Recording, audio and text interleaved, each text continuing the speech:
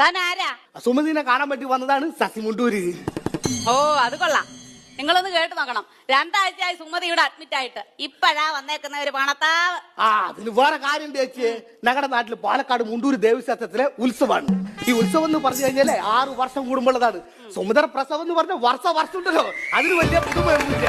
പിന്നെ അമ്പലത്തിൽ ഉത്സവത്തിന് ഭയങ്കര സംഭവങ്ങളൊക്കെ ഉണ്ടായി.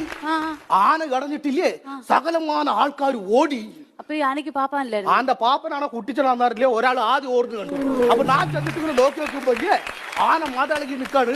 അപ്പൊ ഞാൻ ധൈര്യത്തിൽ ആനയുടെ മുമ്പിൽ ചെന്ന് നിന്നിട്ട് ചോദിച്ചു, എടാ സുരേ, എന്താണ് മനക്ക് വേണ്ടത് ചോദിച്ചപ്പോലെ ഈ ആന എന്നെ പിടിച്ചിട്ടിട്ട് ഒറ്റ ഏറാണ്. ഞാനിങ്ങനെ പറന്ന് ചെന്ന് വീണതോ നാടക നടി രമണിന്റെ വീട്ടില്. എന്തിനാ ഏട്ടോ അക്രാന്ത മൂത്ത് നടന്നു വന്നാ പോരേന്ന്.